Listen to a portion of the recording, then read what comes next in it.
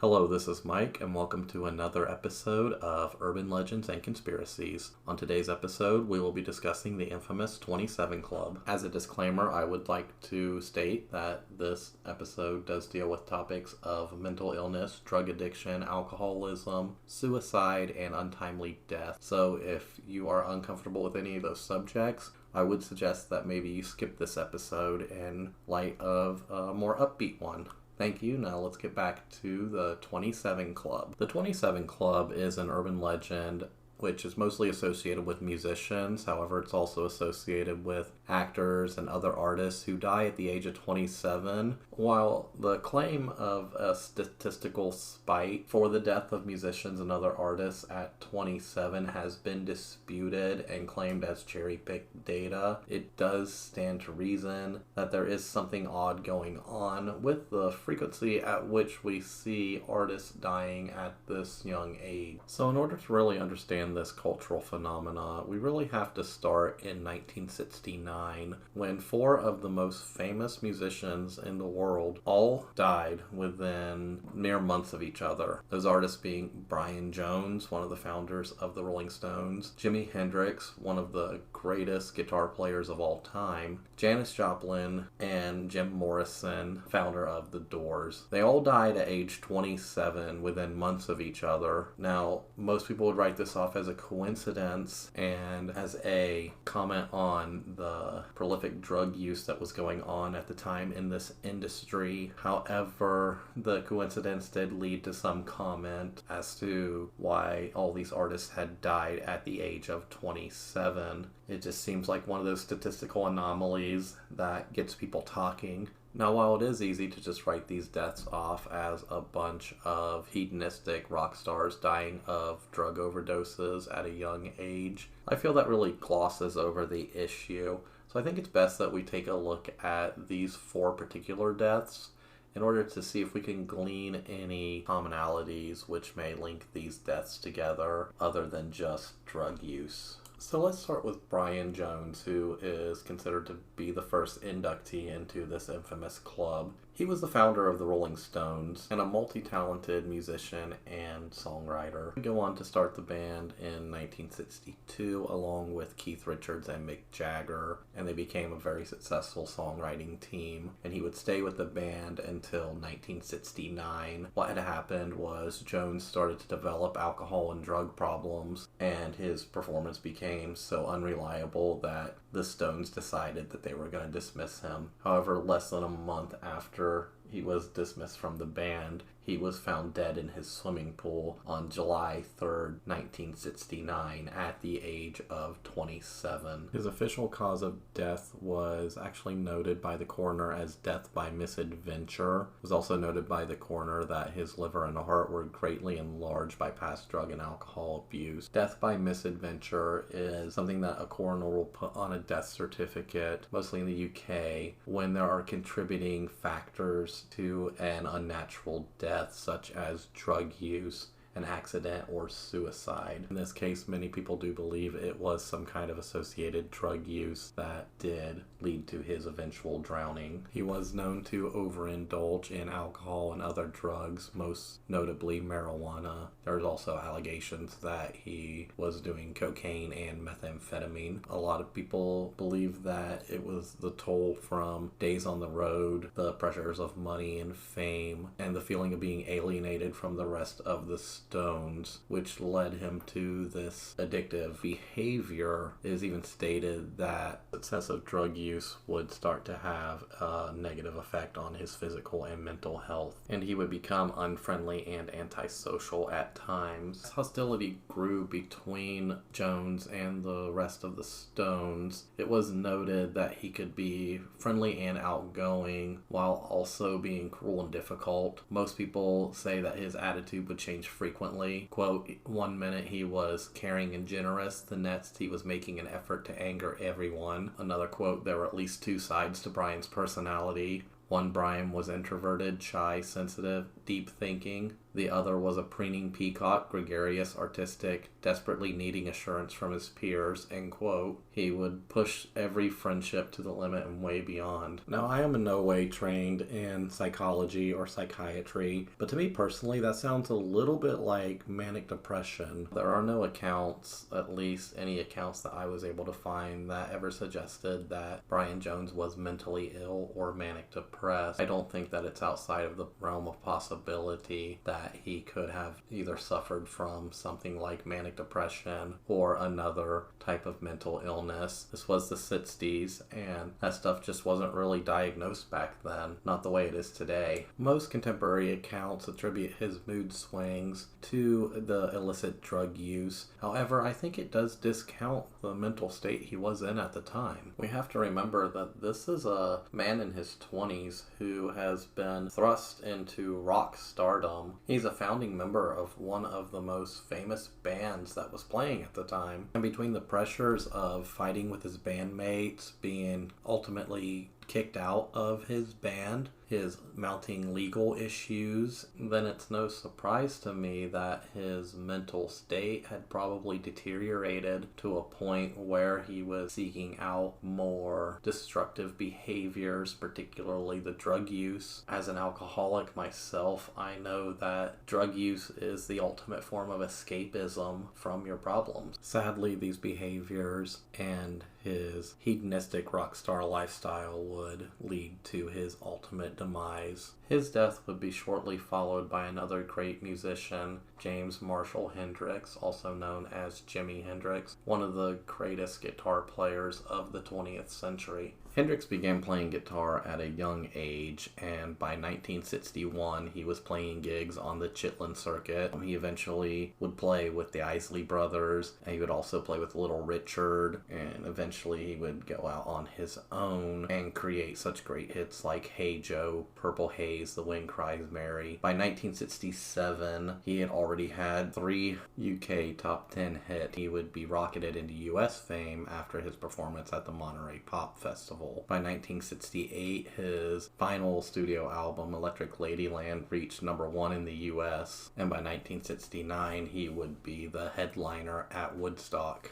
And if you don't know what the Woodstock Festival was, ask your boomer parents or grandparents. Every one of them will have claimed that they were there. Now, what made Hendrix so great was he really was one of the first guitarists to make extensive use of tone-altering effects like fuzz distortion, octavia, wah-wah, stereophonic phasing, and using amp feedback to create some really awesome sound effects. He was really turning the electric guitar into an electronic instrument in its own right, which was something that we really didn't see in music up to this point. Up to this point, if you had distortion or amp feedback, it would be seen as ruining your song. But he took this and turned them into some really amazing sound effects. It laid a lot of foundations for what would come in electronica, disco, etc., etc. Now, it said that Hendrix's childhood was pretty far from ideal. His father was discharged from the army in 1945. However, he was unable to find steady work and the family was routinely impoverished. It is said that both parents did struggle with alcoholism and that they often fought when they were intoxicated. These fights would sometimes become so violent that it actually drove Hendrix to hide in a closet at times. Due to his father's inability to find steady work, they did bounce around from hotels and apartments all around Seattle. This would have a really negative effect on Hendrix, considering that he was a shy and sensitive boy, at least that's how contemporaries described him at the time. His parents did divorce when he was around 9 years old, and the court granted his father custody, which you can imagine would have taken a heavy toll on such a young child. See their alcoholic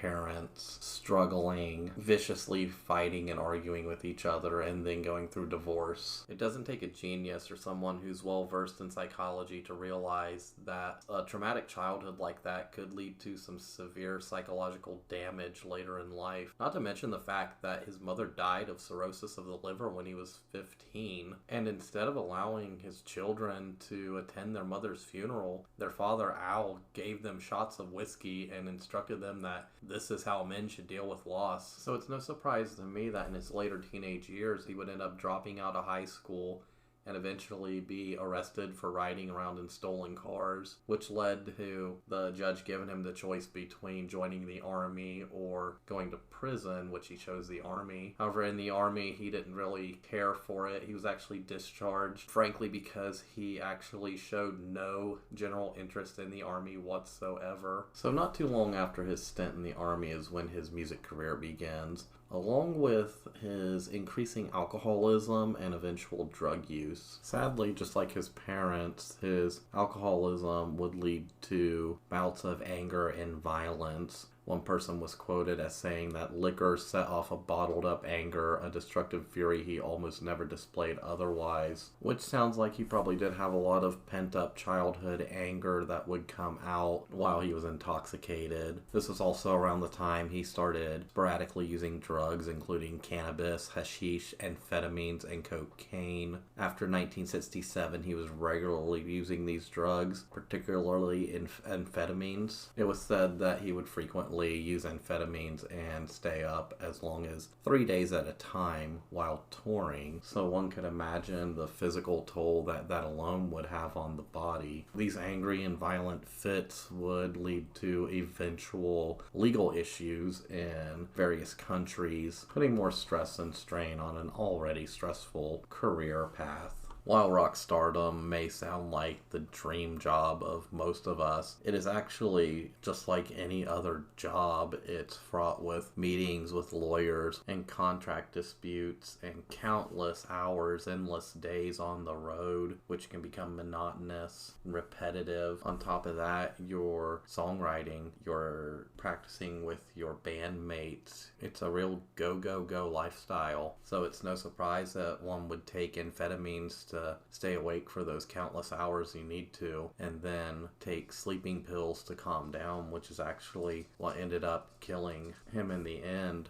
It was actually found that he had taken barbiturates that day, hashish, an amphetamine tablet, and then to go to sleep he took 9 Vesparax tablets, which was 18 times the recommended dosage. So surprised that he aspirated on his own vomit.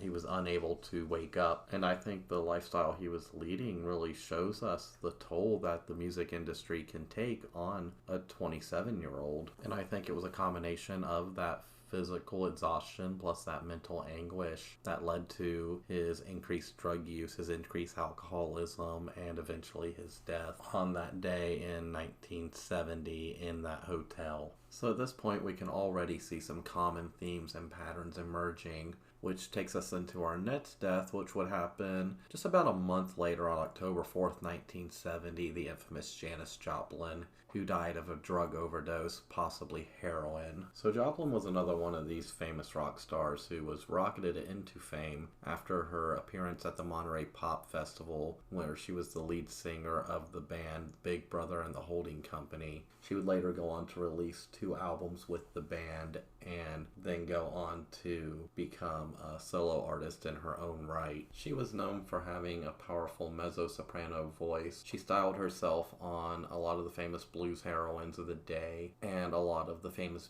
beat poets of the era. This would lead her to become one of the most widely known and most famous female vocalists of her era. However, just like Hendrix, she would suffer from alcoholism and drug addiction, in this case, a powerful addiction to heroin, which would ultimately lead to her death on October 4th, 1970. Now, like Hendrix, a lot of the factors that led to her eventual alcoholism and drug addiction can most likely be linked to her childhood experiences growing up in 1950s era Texas, which probably wasn't the best place for somebody like her to grow up. She was considered an outcast. She was ostracized and bullied in high school. She became overweight and was teased. She suffered from acne. The other kids in school would routinely taunt her and call her names like pig, freak, creep, and another word that I won't repeat here, but given that this is 1950s Texas, you can probably guess what it was based on her affinity for blues music. However, it was at her time in high school when she became friends with other outcast kids who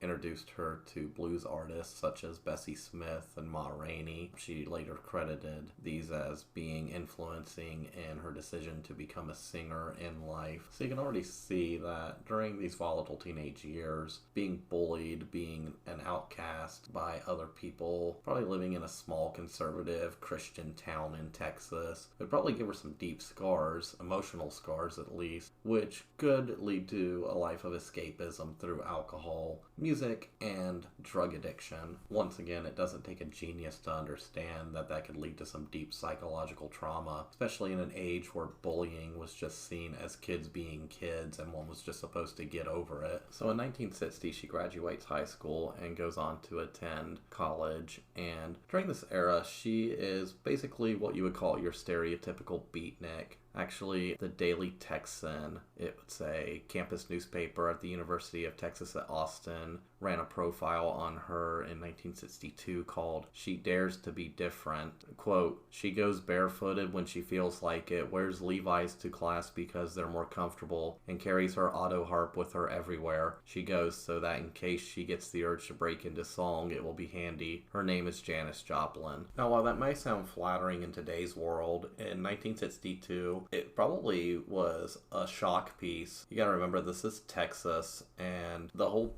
beatnik thing was really more reminiscent of New York, San Francisco. So for somebody in Texas, a conservative area, where the main focus is football and Americanism and all that awesome stuff, somebody like her would be seen as quite shocking, even on a college campus. Of course, it's at the University of Texas at Austin where she was singing with a folk trio named the Waller Creek Boys, and she actually recorded her first song at the home of a fellow University of Texas student in December 1962. That song is called "What Good Could Drinking Do?" So Janis wouldn't finish her studies at the University of Texas. A month after she recorded that first song, she hitchhiked to San Francisco, quote, "just to get away," quote, "because my head was in a much different place." Which makes a lot of sense to me because in the early 1960s in San Francisco and subsequently in New York and a little bit in Chicago was where the beatnik scene was really in full swing. So any young beatnik artist at the time would leave behind a place like Texas and naturally travel to one of these hubs of beatnik culture. Now, in 1964, she had met future Jefferson Airplane guitarist Jorma Kaukonen and recorded a number of blues songs. These actually featured Kaukonen's wife Margarita using a typewriter in the background. It would later, after her death, be released as a bootleg album called The Typewriter Tape. And it was pretty stereotypical of what was going on in beatnik culture at the time. Now, some may notice that I am using the term beatnik a lot and may be questioning why I'm using the term beatnik to describe a major hippie icon. And that's because at this time, in the early 60s, the counterculture of the hippie movement didn't really exist yet. The hippie culture really grew out of this beat movement, which can trace its origins all the way back to the late 40s. If you're looking for a comparison, it's kind of how emo grew out of that pop punk genre in the early 2000s. It's kind of the same idea. And if you're interested in hearing more about that, I actually have some kind of one-shot side projects planned for the future where we get into some of those discussions and topics. It's a really fun little series. So back to Joplin. Between 1963 and 1965, during the time when she's creating this so-called typewriter tape, a few things start happening in her life, major things. Well, first off, in 1963, she gets arrested in San Francisco for shoplifting, probably because she was a broke artist. And she was also developing quite the reputation as a, quote, speed freak and occasional heroin user. At this time, she starts really diving into drug use, using psychoactive drugs, and she was becoming an even heavier drinker. Her favorite alcoholic beverage being Southern Comfort, which personally I think Southern Comfort's disgusting, but who am I to judge? We all have our poisons. I like IPAs. Most people think they're disgusting. So by May of 65, even Joplin's friends, who are also frequent drug users, were noticing the detrimental effects from her regularly injecting methamphetamine. They described her as, quote, skeletal and, quote, emaciated, which would make sense if you're injecting methamphetamine while also using heroin and other drugs. So her friends actually threw her what was called a bus fare party, and they sent her back to her parents in Texas. She arrives in Texas in the spring, and she only weighed 88 pounds. However, being away from that culture and those people led her to change her lifestyle. She started avoiding drugs and alcohol and enrolled as an anthropology major at Lamar University. During her time at university there, she would commute to Austin to sing solo gigs. So she never truly left the music business. However, she was avoiding drugs and alcohol successfully at this time. Of course, this wouldn't last. She would eventually return to San Francisco, return to those same types of people, and she would pick up her drug use right where she left off. There is a lot to be said about the people you being around is a bigger influence on your social behavior than anything else. Generally, part of the reason why we see addicts being successful in life is because they have removed themselves from those people or those influences or that environment which made them an addict. This sadly is a case where she returned to that environment and it ultimately led to her demise. To give an idea of how bad the drug use eventually got, by 1969 it is alleged that she was shooting at least $200 worth of heroin per day. When you adjust that for inflation for 2022, that's almost $1,570 a day in heroin alone, not to mention the alcohol and any other drugs that she may have been doing at the time. Of course, when you're a rock star, you can't afford that. Now, we can't discount her quickly as being a completely lost addict. There were times even in 1969 and in 1970 when she was traveling around Brazil when she was able to successfully get off drugs. However, she would quickly get back on them, generally when she was in and around San Francisco or around those same people that were using at the time. It's very hard to be around somebody when you're an addict and you're seeing that person do the very drug that you're addicted to. It's like me with alcohol. If I see somebody drinking, I have to have a drink. Sadly, this did all result in her death on October 4th, 1970 at the Landmark Hotel. Her official cause of death would be a heroin overdose, possibly compounded by alcohol. It does make sense because she had received heroin which was more potent than what she was used to, and it was actually indicated that other clients of this heroin dealer had died that weekend from this same potent strain of heroin. So in this instance, I think it's much the same as the other instances. We're seeing a person who had a rough childhood, who was bullied, who had some psychological scars. She was also bisexual, and this being the 60s, she wouldn't have been able to just come out and say that, at least not publicly. She would have been even more ostracized. And considering that at this time the beat culture had kind of degenerated, it had hardcored as a scene, and the drugs were no longer just weed and LSD, it was very hard drugs going on. A lot of people in this industry were using these hard drugs at the time. That all compounded into the death of Janis Joplin, just like we see with Hendrix, just like we see with Brian Jones. So we're obviously seeing a clear pattern here with these deaths. However, the next death we're going to discuss is a little anomalous. The official cause of death is noted as heart failure, and there doesn't seem to be any contributing factors such as hard drug use. In fact, I don't see anything in my research that suggests that he was a heroin addict or on methamphetamine or anything like that at all. It just shows alcohol dependency and some LSD use. Of course, we are talking about the late great James Morrison, or Jim Morrison as he's more commonly referred to. We also don't see much evidence in his story of a lot of abuse or trauma or any kind of psychological damage, much like with Brian Jones.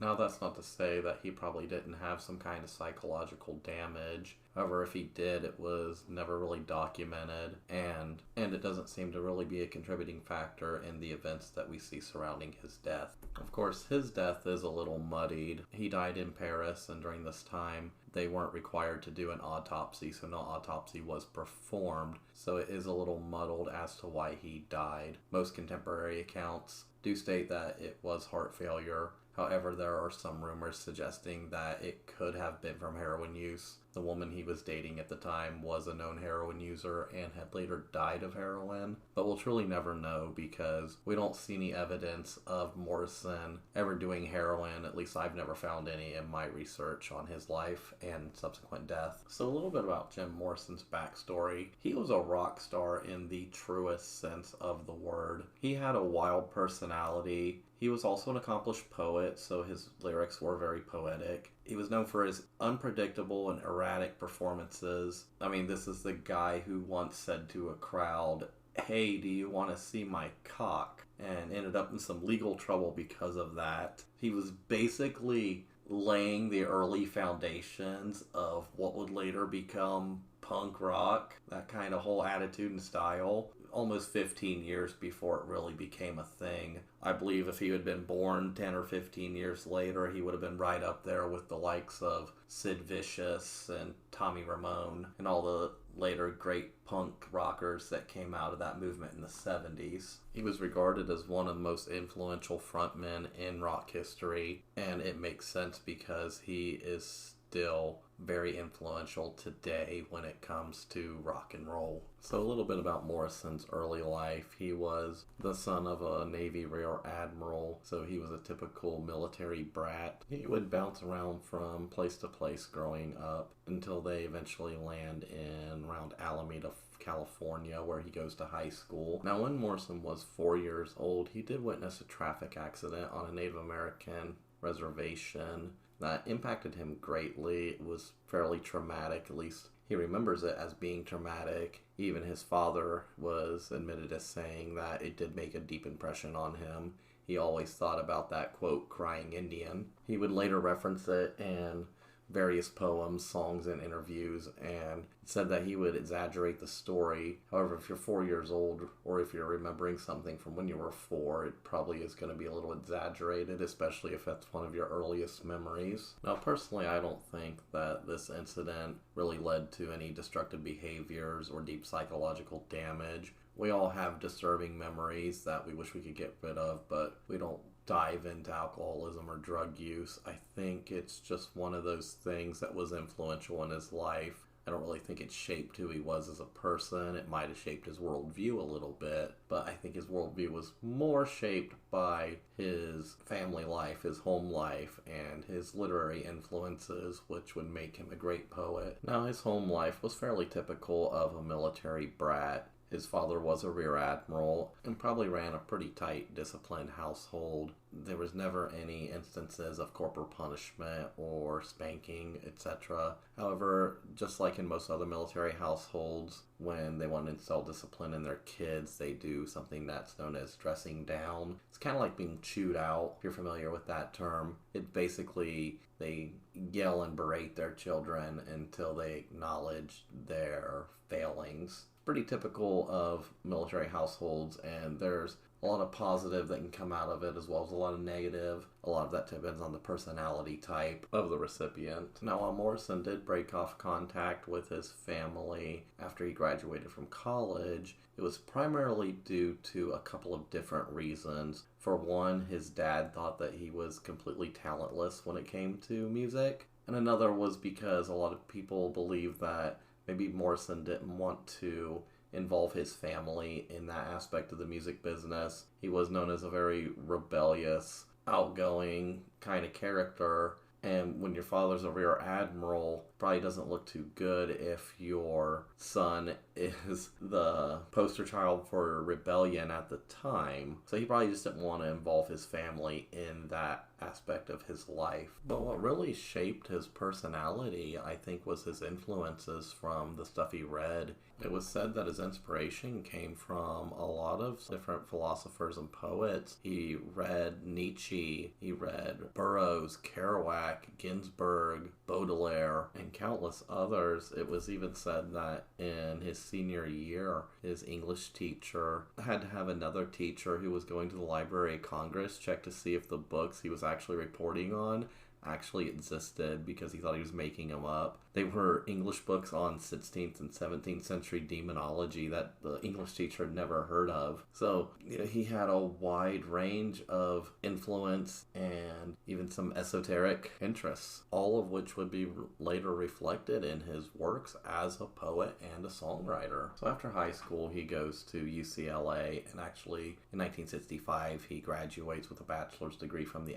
UCLA Film School. And after this, he decides to lead a bohemian lifestyle in Venice Beach. This is where we really start seeing him do LSD and possibly drinking more alcohol. Soon after this, he would start the Doors, which by 1967 would rocket him into fame with the song Light My Fire. And of course, by this time, he had become a very heavy drinker. He was alcohol dependent. He was showing up at recording sessions visibly inebriated. He also had a lot of live performances and studio recordings where he was either late or stoned or drunk.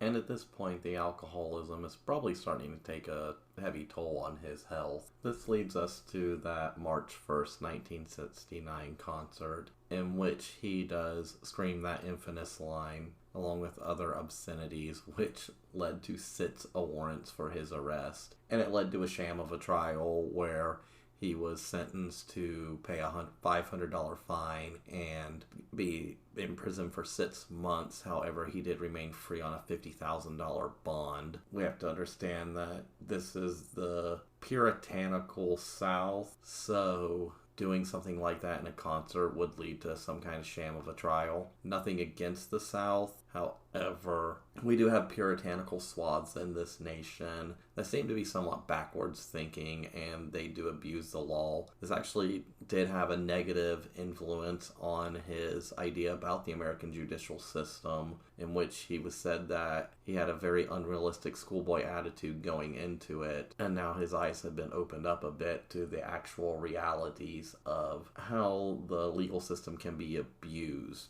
So after this, he takes a lengthy break from the Doors. They reconvene in October 1970 to release L.A. Woman. After L.A. Woman, he announced that he was going to go to Paris with his on-again, off-again long-term girlfriend, Pamela Corson, who later actually is the one who finds him dead in the bathtub in their apartment at 6 a.m. Now, while the official cause of death was listed as heart failure, again, French law didn't require an autopsy, so no autopsy was performed. Eyewitnesses do say that it was possibly from a heroin overdose. His longtime girlfriend, Pamela Corson, was a known heroin user and would actually die 3 years later of a heroin overdose, also at the age of 27. So a lot of people believe that at this time he was using heroin, or at least he was trying heroin, and had died of an overdose. A tragic end to such a talented artist who laid a lot of great foundations in rock and roll, and an extremely talented poet. Being a poetry lover myself, it's just so sad to see a poet of his talent die at such a young age. So what's going on? Why are all these iconic artists dying at the age of 27 in such rapid succession? It does bode to say that this was the 60s, this was the height of hippie counterculture, and the drug use was a commonality amongst all these deaths. However, we also have to realize these people were all born around the same time. They were in this industry at the same time. So it would make sense that they would all die around the same time.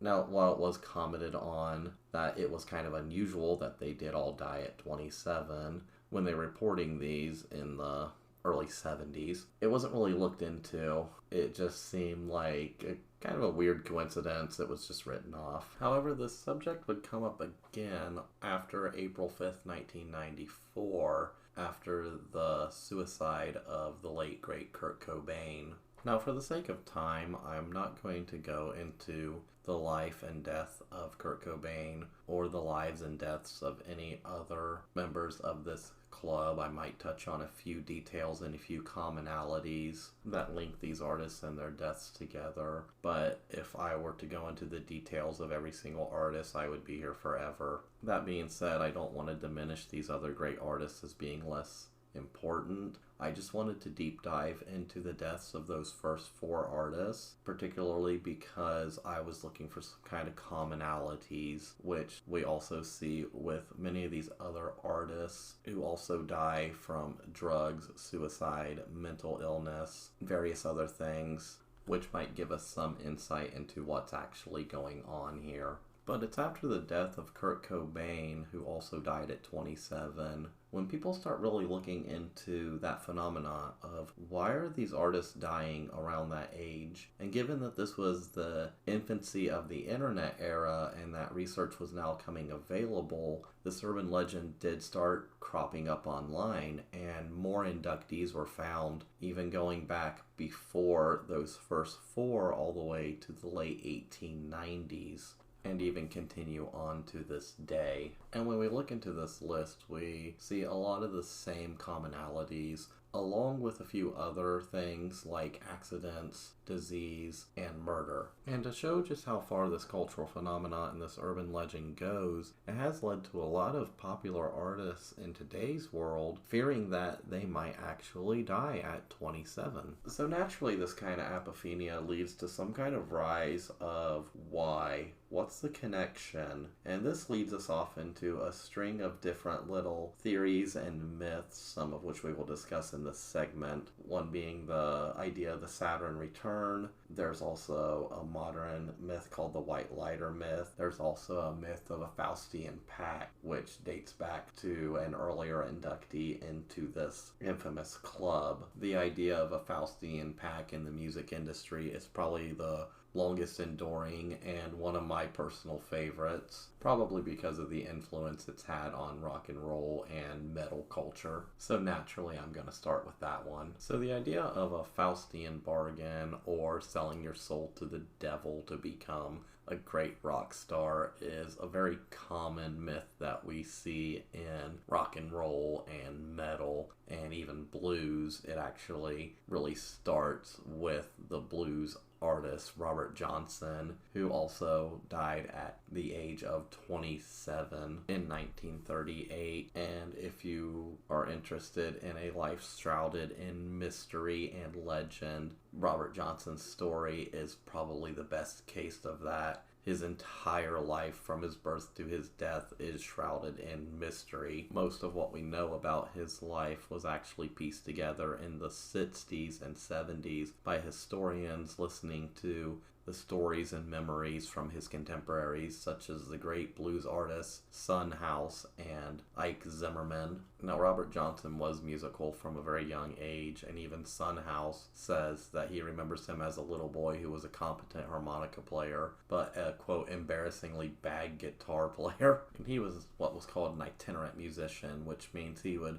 bounce around from town to town, city to city. He would play on street corners in front of barbershops. He'd play in juke joints and bars and pretty much anywhere where he thought he could make a little bit of money. However, this wasn't good enough for him. He had a tremendous desire to become a great blues musician, the greatest blues musician of his time. So while he was near the Dockery Plantation, he was instructed by a friend to take his guitar to the crossroads at midnight. And at midnight, he was met there by a large black man, most likely the devil, who took the guitar and tuned it. The devil played a few songs and they returned the guitar to Johnson, which gave him the mastery of the instrument. However, this was in exchange for his soul, which the devil would come to collect when he was 27. However, this pact did lead him to become one of the greatest blues musicians of all time. And it's said that his works led to the earliest foundations we can see of rock and roll, which is why all these rock and roll stars who were later come would attribute their fame and success to the devil himself. And even the man who he used to run around with, who in reality probably actually taught him how to play guitar, Isaiah Ike Zimmerman, a great blues player, he was rumored to have learned this guitar supernaturally by visiting graveyards at midnight and playing,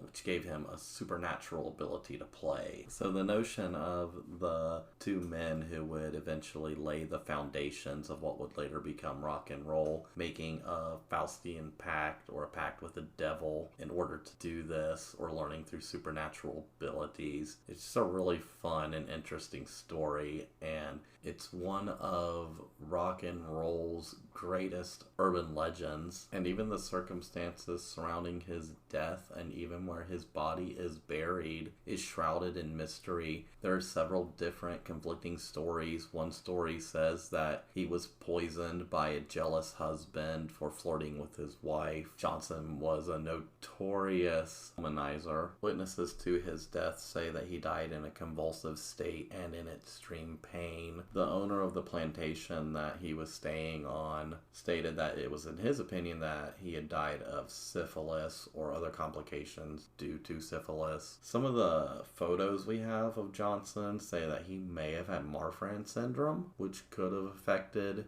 his health. However, it's not really known. I mean, it could have been that the devil had come to collect his debt, and it was in collecting that debt where Robert Johnson truly became more famous than he ever was in life. However, even in death, he still eludes us because nobody actually knows where he is buried. There are actually 3 different markers in 3 different cemeteries that suggest that that is his gravesite. However, most people believe that he was probably buried in a pauper's grave not too far from where he died, so we'll never actually be able to know his true cause of death simply because there is no body to exhume in order to investigate his death. Now, while the idea of selling your soul to the devil to become an amazing, let's just say, rock star, and while there may be some secret cabal out there that makes you sell your soul to the devil to become a rock star is an amazing story, the reality is that the quote, selling your soul to the devil, was actually more of a saying in the South, which pertained to people choosing to sing secular music as opposed to the Christian music you'd hear in churches. So it's more of a cultural jab than anything. However, a lot of people like Johnson and a lot of these blues legends and subsequent rock stars and heavy metal stars and stuff adopted this because, I mean, if you're gonna sing about rebellion, if you're gonna be seen as rebellious amongst your peers, if you want to be seen as, you know, larger than life, then yeah, you would push that Faustian idea. Kind of where the phrase "we sold our souls for rock and roll" comes from. In reality, it's an awesome story, and when you look at the actual origin of the phrase, you can see it links back to a cultural tie rather than something that actually happened. But then again, who am I to say it didn't happen? I mean, I wasn't hanging around that crossroads at midnight. I generally try not to hang around crossroads or cemeteries at midnight, so I have no idea what's going on out there at crossroads and cemeteries at midnight. Maybe there are like struggling artists and wannabe rock stars selling their souls to the devil so they can achieve fame and fortune, and then the devil comes and collects his due or his debt at the age of 27. You know, when you're 19, 20, 21, the age 27 seems like an eternity away. It's not until you hit your 30s when you really realize how young the age 27 actually is. And then when you compound the pressures of rock stardom on top of that, I mean, I couldn't have handled that in my 20s, even my late 20s. So it really is a testament to the ones who can do it. Of course, I think that Faustian myth really does discredit some of the raw talent that we do see from these artists. While a lot of these artists are considered great because of pioneering techniques or just pure raw talent itself, we do have to remember that music does evolve over time. Any great leap in evolution like that may seem supernatural, but it could just be simply because it's the next stage in the evolution of music. So to discount it as just saying, oh, the devil gave somebody special powers, does kind of almost spit in the face of that that talent. I mean, even Nirvana, Kurt Cobain's band, they were known as very hardworking. They even say themselves that when they started out, they sucked, and that they continued to suck, but they kept playing until they became good and people started wanting to listen to their music. It wasn't due to any supernatural deal with the devil that all of a sudden made them famous. It was pure raw hard work and talent. So I guess we have to ask ourselves where that myth really falls. Do some artists sell their souls in Faustian deals in order to achieve fame and fortune, while others are just hardworking and achieve fame and fortune on their own? It's hard to say. I don't know. I don't work in the business, and I'm not the devil, so I don't know what his opinion is. Maybe it's a mixture of both. And in that same vein of the supernatural and its influence on the music world and its influence on the deaths of these artists, it brings us to our next myth or curse. It's known as the White Lighter Curse or the White Lighter Myth. This is an urban legend that's kind of based on the 27 Club urban legend, in which it's claimed that several musicians and artists died while in possession of a white lighter, leading to white lighters becoming associated with bad fortune. It's primarily based upon the deaths of Hendrix, Joplin, Morrison, and Kurt Cobain. However, this was debunked in 2017. There was an article that basically discredited the whole theory, primarily because Bic didn't even start producing white disposable lighters or disposable lighters at all until around 1975. I mean, the concept didn't even come out until 1972, which is a year after Jim Morrison's death. The only artist that probably would have had a white lighter on them was probably Kurt Cobain. So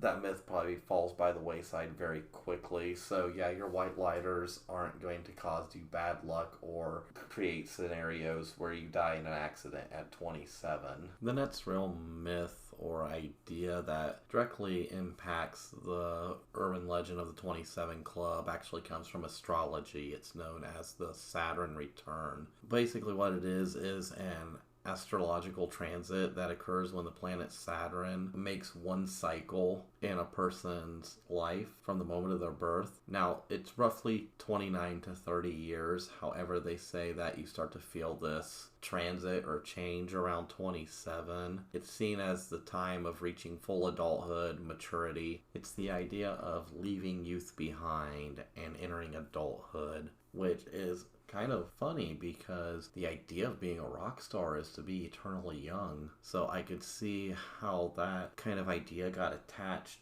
to that idea of dying at 27. And what's even more interesting is this idea is actually referenced in albums and songs that are actually entitled The Return of Saturn, Saturn's Return, Saturn Return, and others, even in the film industry as well. So then there's that question, does the Saturn return make it so that these artists did remain forever young?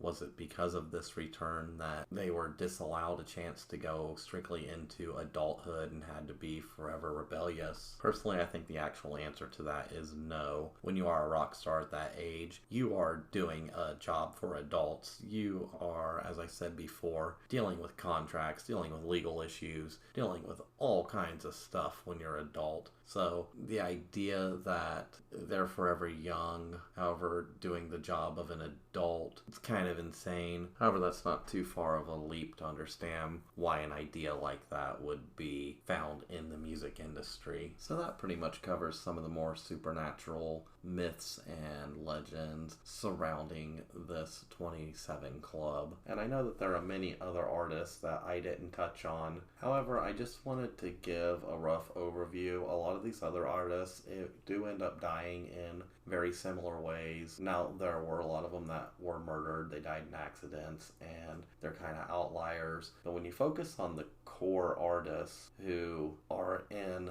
this so-called club, you see a lot of things lining up like we found. We found histories of possible psychological damage. We found drug abuse. We found the pressures of the culture that they were in. We found the pressures of the music industry. All of these generally compounded to kill these people at such a young age. And I think part of the reason why we focus on these artists who all happen to die at this age is because it's a young age, and that's going to garner more media attention. And I think the whole reason that the 27 Club exists is partly due to their fame and their media attention that they receive. I mean, countless 27-year-olds die every day. However, we're not putting every one of them in this club. And in the end, statistical studies have failed to find any unusual pattern of musician deaths at this age. However, it is to be noted that fame may increase the risk of death amongst musicians, but that risk is not limited to the age of 27. Unless you make a Faustian pact with the devil for him to come steal your soul at the age of 27, then I think at that point you're pretty much locked in. Of course, this is just one of the urban legends that surround the music industry. The music industry has always been kind of ripe with urban legends and conspiracies. One that actually predates this one is from classical music. It's called the Curse of the Ninth. It's a superstition that believes that the Ninth Symphony is destined to be a composer's last, and that composer will die or be fated to die after writing it or before completing their 10th. This kind of falls in the same vein as the 27 Club, and it really comes from a superstition that was hatched by a composer named Mahler. Previous to him, Beethoven and Schubert had both died while or just before writing their 10th symphony. Now, it's said that Mahler tried to beat this curse after writing his 8th symphony. He wrote Das Lied von der Erde, which, while structurally a symphony, it was able to be disguised as a song cycle. Each movement was a setting of a poem for soloist and orchestra. He then wrote his, quote, Ninth Symphony and thought he had beaten the curse, but actually died with his 10th symphony incomplete, so unfortunately he was unable to beat the curse. Other composers that have succumbed to this curse are Kurt Atterberg, Vincent Perchetti, probably said that name wrong, Roger Sessions, and Elie Siegmeister. It's famously said everyone is afraid to do a ninth. It's a jinx that people think about even to this day. It's common in classical music to not want to do a ninth symphony. Kind of like how a lot of people in the thespian world won't say the name Macbeth, or they won't say the words good luck. I bet it falls kind of in that same kind of idea. So I think it's plainly obvious to see that wherever there is a music industry, we are going to see some weird phenomena, and we're going to see urban legends and superstitions cropping up. I mean, the amount of books and media alone just referencing the 27 Club since 1995 has increased exponentially. The idea will probably be around for a long time. Of course, hopefully we won't see any other inductees anytime soon. And I think that's where we'll leave it for this episode. As always, this is Mike, and you have been listening to the season finale of Urban Legends and Conspiracies. Now, some may have noticed on this episode I did experiment with a different format than I usually do. That's why I did create it as my season finale. It's kind of an experiment to see if I should do this format again in the future. This was an episode that is twice as long as my normal episodes, which is also why I tacked it on at the end of the season. So if you like this format, reach out to me and let know. And also if you don't like it, reach out and let know. Now, this is my third actual recorded episode. I am recording it early in my recording cycle, and it is about the middle of 2022. So I don't really know where you would reach out to me yet. However, eventually I hope to have links up somewhere where you can reach out, or maybe even a Discord. And as always, if you did enjoy this episode, do me a favor and just tell a friend. My podcast does grow primarily by word of mouth, so any help on that front would be greatly appreciated. I'll see you in the next season. I also have some kind of one-shot episodes that I've been working on, and another little mini-series I've been working on, so I might release some of that in the interim between the seasons, so be sure to check that out. And as always, thank you for listening.